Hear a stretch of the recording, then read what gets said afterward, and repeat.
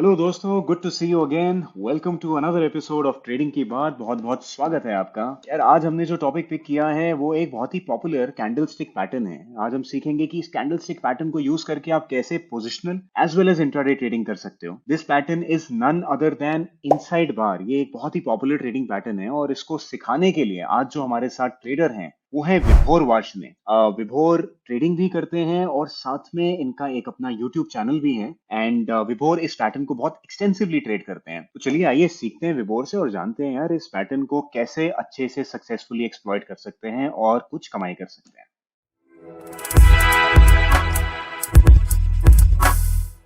हाय विभोर, welcome to trading की बात।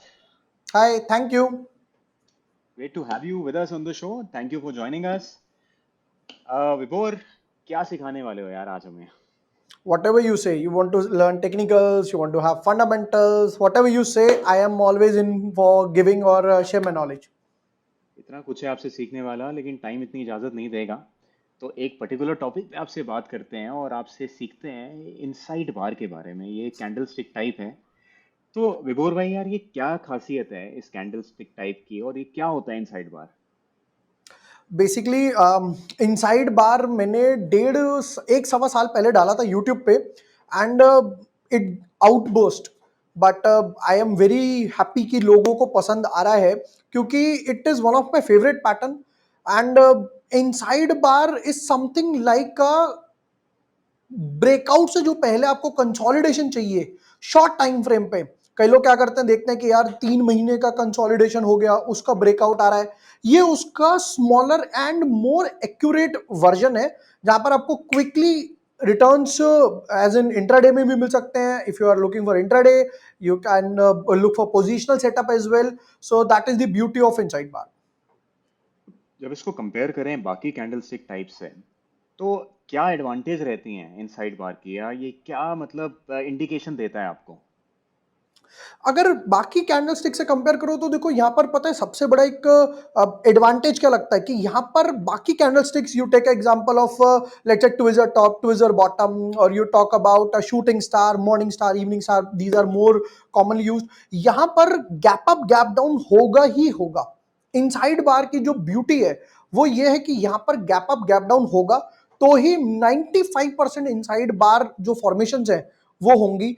और उसका सबसे बेस्ट पार्ट ये प्रैक्टिकली, आज मार्केट गैप अप है, मार्केट गैप अप सस्टेन कर रहा है तो यू आर बुलिश, आपको लग रहा है कोई बाय कर रहा है। दूसरी तरफ मार्केट गैप डाउन हो रहा है, मार्केट गैप डाउन सस्टेन कर रहा है, सो यार लाइक यार आज मार्केट ठंडा पड़ा हुआ है, लोग बेचने में ज्यादा इंटरेस्टेड है। ये वो जो खरीदारी है, बिकवाली हो रही है, बाइंग या सेलिंग हो रही है, वो इनसाइड बार पे ऑटोमेटिकली रिफ्लेक्ट कर देती है। That is the one of the best beauty of inside bar. Vibhor, इससे पहले हम आगे बढ़ें, एक बार आपसे समझ भी लेते हैं इनसाइड बार एग्जैक्टली फॉर्म कैसे होता है, सो दैट जो हमारे सारे व्यूअर्स हैं इन सबकी इंटरप्रिटेशन इस बारे में सही रहे। तो how do you exactly define कि एक इनसाइड बार कैसे पता लगता है कि this candlestick is an inside bar? See, जितनी भी कैंडलस्टिक पैटर्न्स हैं वो जापान से आया है, जापानीज कल्चर से आया है। तो ये जो इनसाइड बार है, this is same way as like a mother and baby pattern, like a mother and baby pattern. तो टेक एग्जांपल, जब कोई लेडी प्रेग्नेंट होती है so she carries her baby in her womb, right? तो baby का जो head है वो मदर के हेड में मर्ज नहीं होता।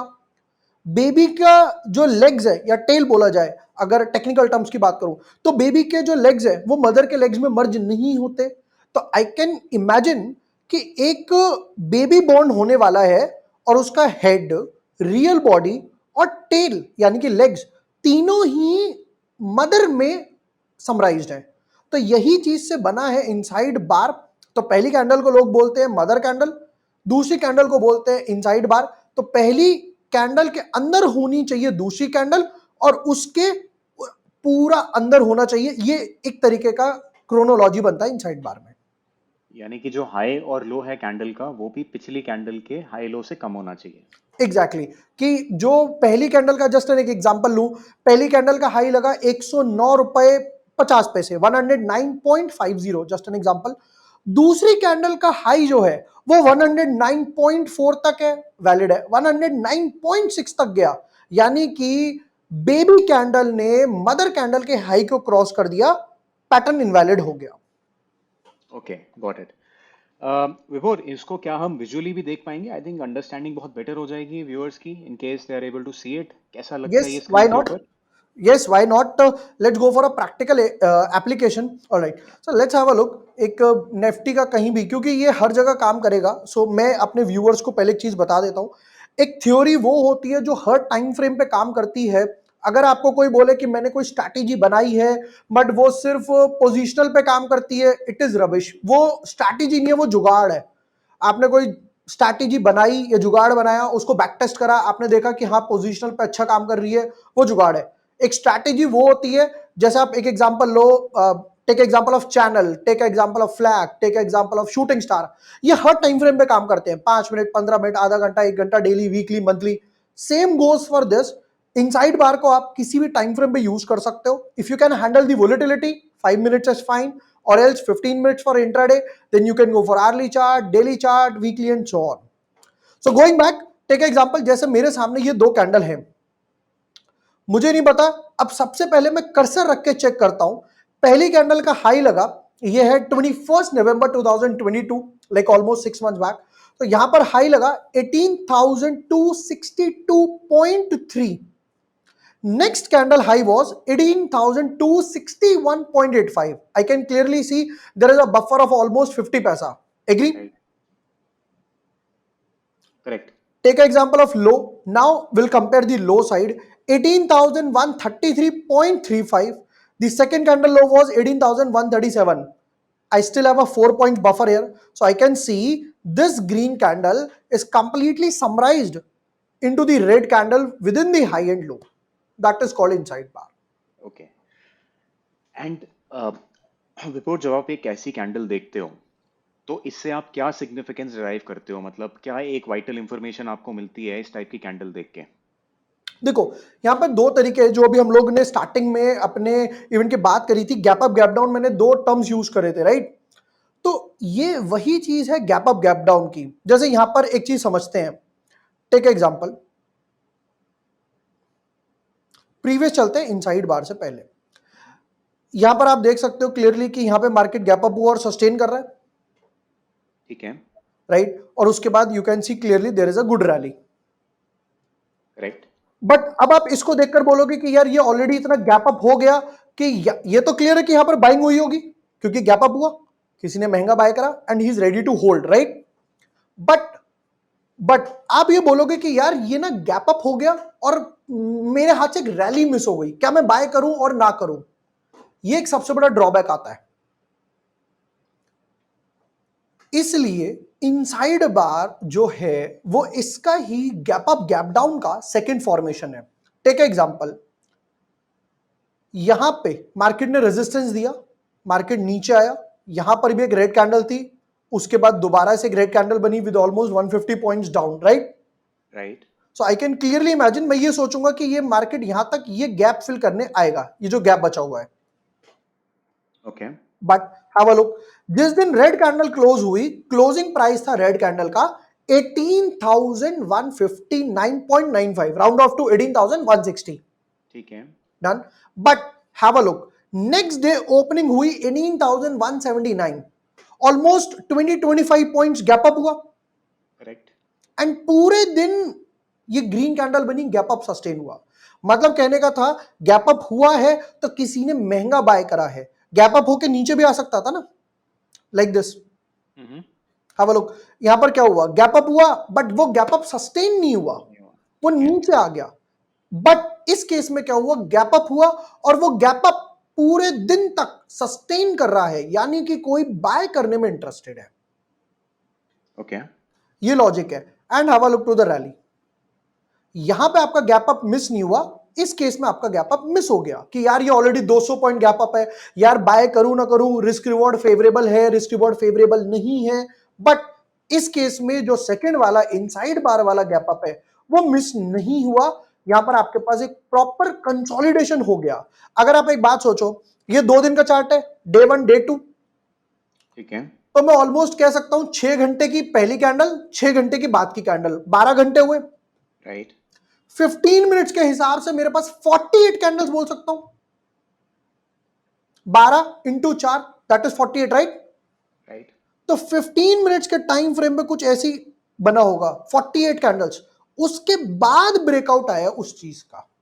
वो लॉजिक है यहां पर इनसाइड बार का। वो कोई ऐसी सर्टन कंडीशंस भी होती हैं, मार्केट कंडीशंस या फिर सम एडिशनल कॉन्फर्मेशन जिसको आप देखते हो and then you decide that जो ऑड्स ऑफ सक्सेस हैं वो ज़्यादा हैं या कम हैं, ट्रेड लेना चाहिए या नहीं लेना चाहिए, कैसे डिटरमाइन करते हो? देखो, डेफिनेटली कोई भी एक चीज हो जिसमें हम लोग बचपन से सुनते आ रहे हैं, trend is a friend.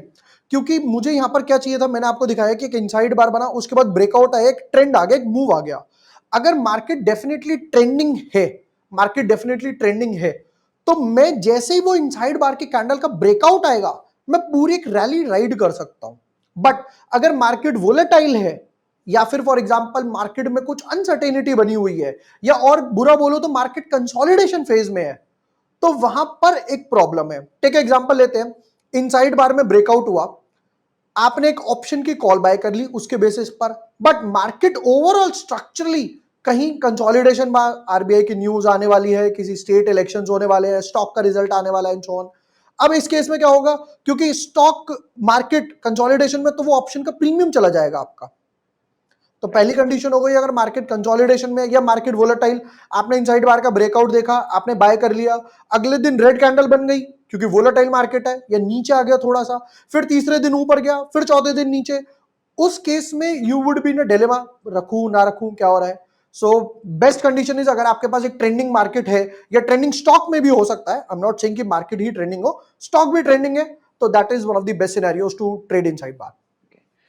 And do you prefer to enter positions at close? जैसे आज मैं दोपहर को देख रहा हूँ कि एक इनसाइड बार फॉर्म हो रहा है पैटर्न, तो क्या बेटर रहता है कि आज मैं क्लोजिंग पे पोजीशन ले जाऊं या कल एक ओपनिंग का वेट करूं और देखूं मार्केट कैसे ओपन हो रही है? तो हाउ डू यू डिसाइड कि एंट्री कब लेनी चाहिए इसमें? ओके, तो अगर मैं वापस से अपनी स्क्रीन शेयर करता हूं, और जैसे आपने आज की बात करी, तो हम आज के निफ्टी पर ही डिस्कस करते हैं। So let's deep dive. Yes, मैं अगर निफ्टी की आज की बात करता हूं, तो यहां पर क्या हुआ है, निफ्टी में एक इनसाइड बार पैटर्न बना हुआ है, डेफिनेटली मैं देख सकता हूं कि एक इनसाइड बार बना है। बट पहली चीज, मैं यूजुअली प्रेफर करता हूं कि अगर ऑपोजिट कलर्स हैं तो मेरे लिए फेवरेबल है। ओके। मतलब कि रेड और ग्रीन हो या ग्रीन और रेड हो, तो मैं अपनी क्वांटिटी बढ़ाता हूं। अगर यहां पर जैसे रेड रेड में देख सकता हूं, तो मैं वहां क्वांटिटी थोड़ी सी कम करता हूं, या कई बार सोचता हूं ट्रेड ना भी किया जाए, that is favourably fine. Interesting. So important point two note कि कैंडल का कलर या बेसिकली एक बुलिश और एक बेरिश कैंडल में आपके हिसाब से ऑड्स बेटर हो जाते हैं। एग्जैक्टली। एंड बिफोर से पिछले दिन की कैंडल एक बेरिश कैंडल थी, रेड कैंडल, और आज की कैंडल हरी बनी है, एक बुलिश कैंडल है।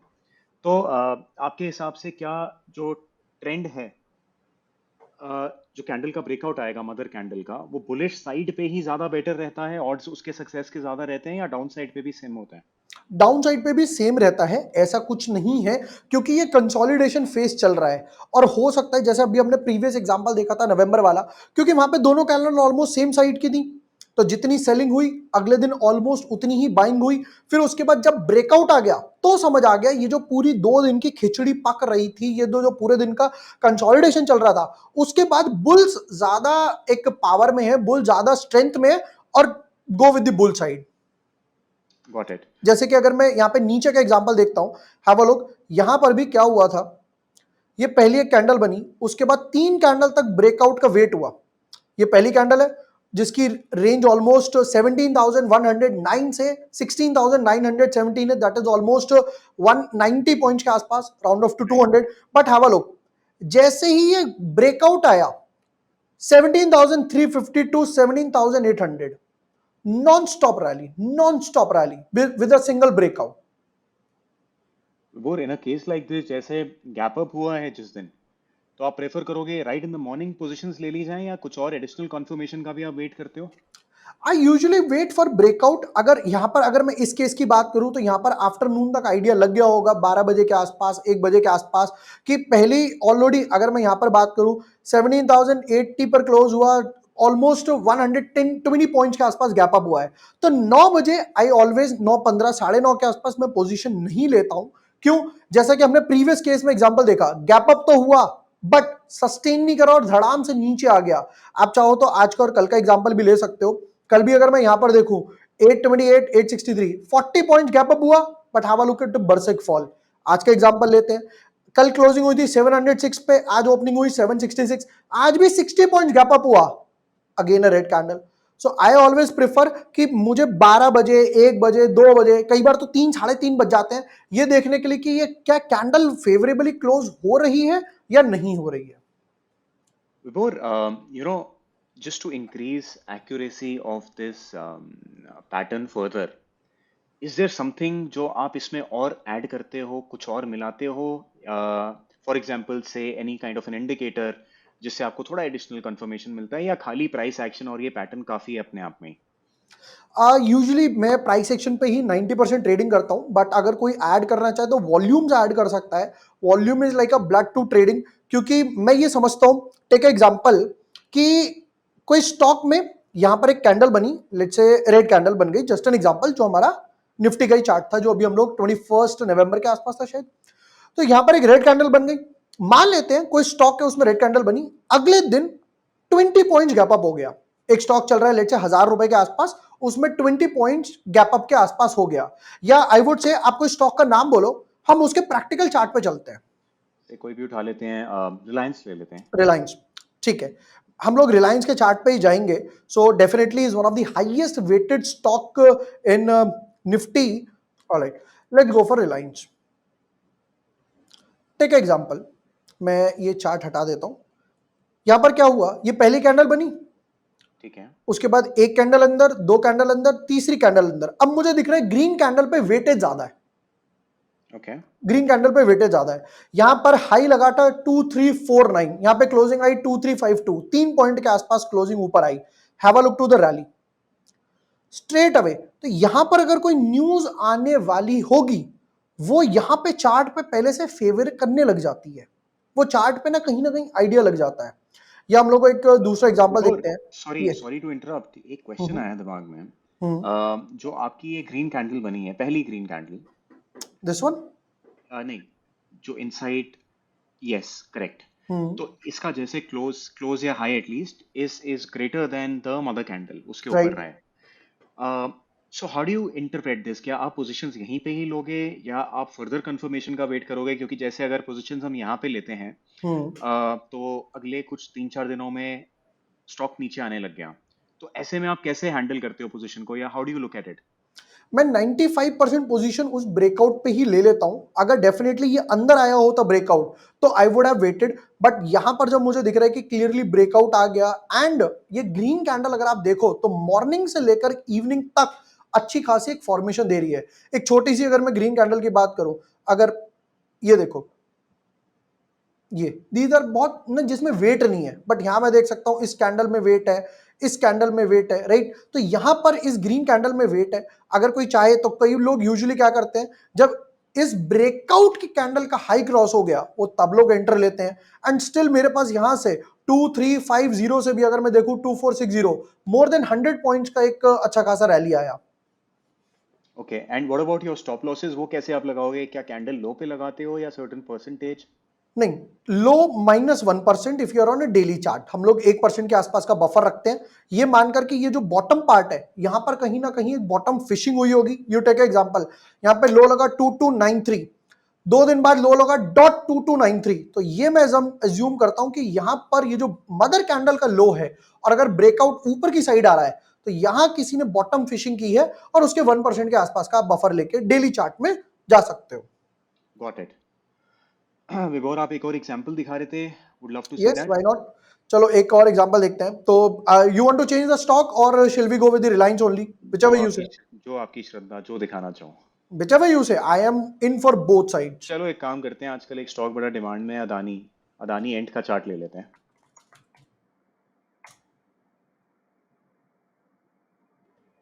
Have a look, Adani enterprise. यहां क्या हुआ होगा, ये मदर कैंडल बनी,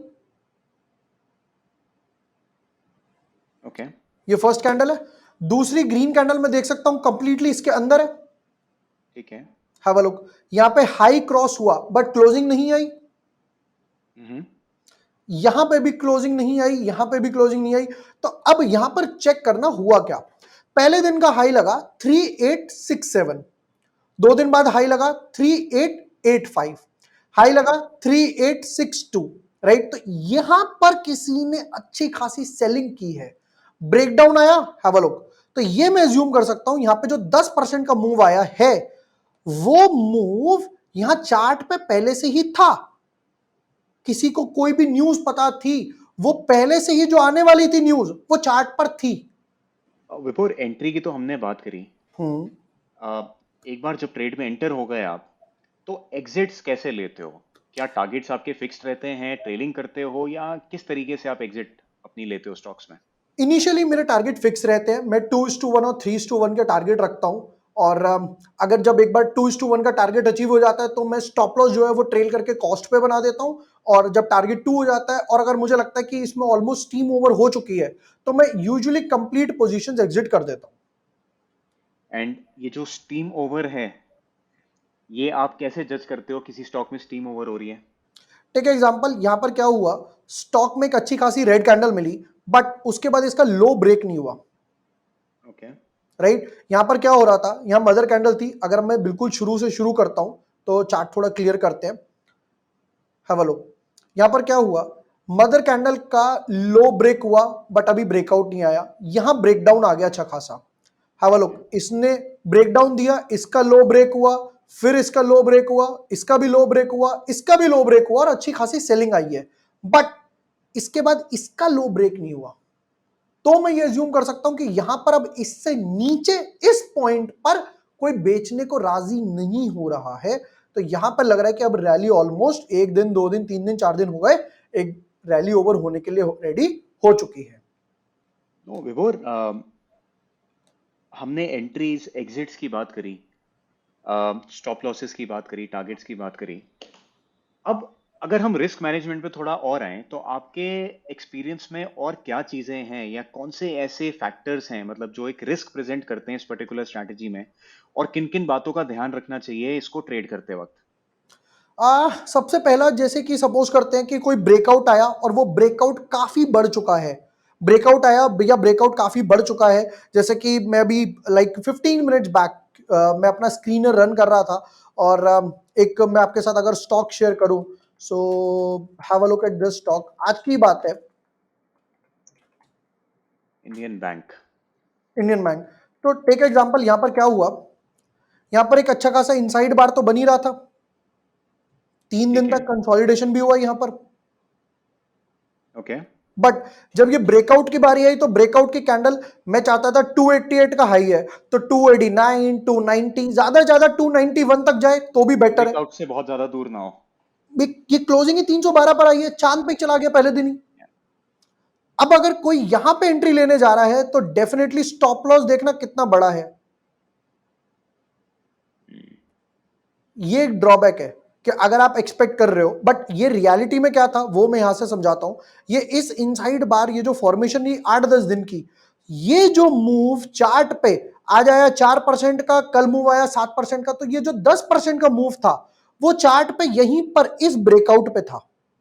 यहां कंसोलिडेशन हुआ, किसी ने अच्छा खासा बाय करा, क्वांटिटी एक्यूमुलेट करी, लिक्विडिटी अब्सॉर्ब हुई।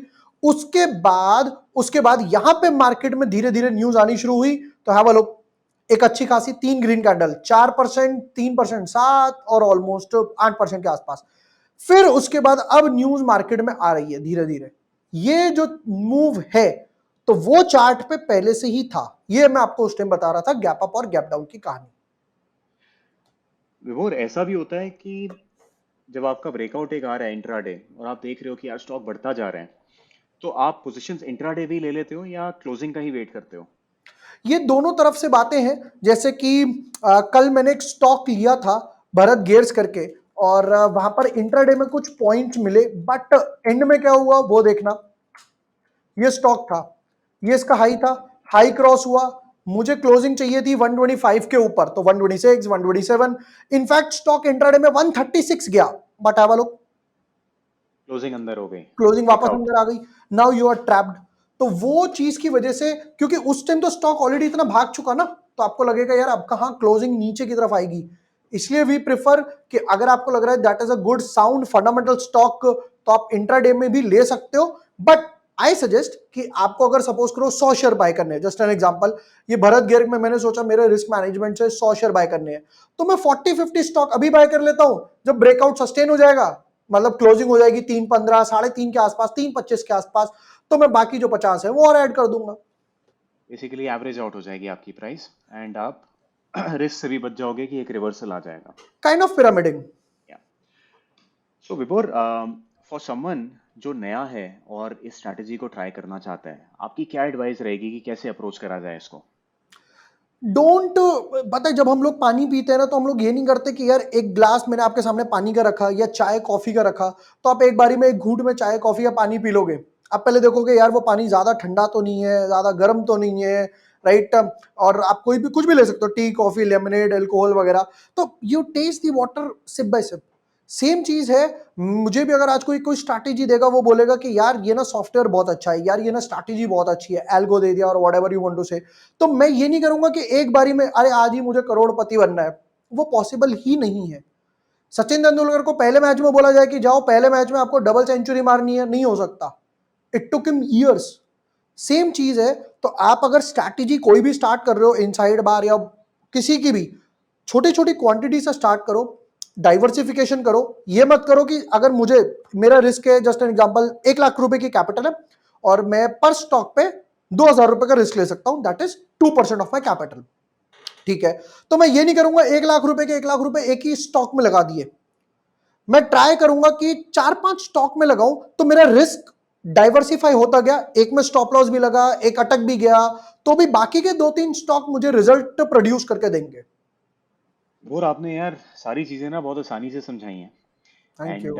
Thanks a lot for sharing this simple yet effective strategy. लोगों को लगता है सिंपल चीज़ें काम नहीं करती, बट दोस्तों ऐसा नहीं है।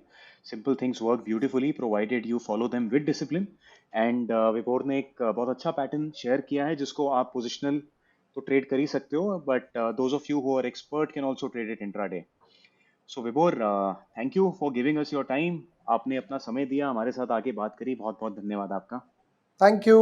Bye bye everyone and keep learning. Thanks Vibhor. तो दोस्तों, उम्मीद करता हूँ आपको कुछ नया सीखने को जरूर मिला होगा आज। इनसाइड बार एक पावरफुल ट्रेडिंग पैटर्न है जिसको आप यूज कर सकते हो positional as well as intraday trading में। विभोर ने कुछ नुआंसेस शेयर किए स्पेसिफिक टू इनसाइड बार। इसको कब एंट्री लेनी है, कब एग्जिट लेनी है, किन बातों का ख्याल रखना है, इन सारी चीजों के बारे में उन्होंने हमें बताया। तो उम्मीद करता हूँ डेफिनेटली आपको वैल्यूबल लगा होगा ये कंटेंट। अगर आपको ये वीडियो पसंद आया हो तो प्लीज लाइक शेयर सब्सक्राइब जरूर करें और याद रखें, ये मार्केट सबका है बॉस।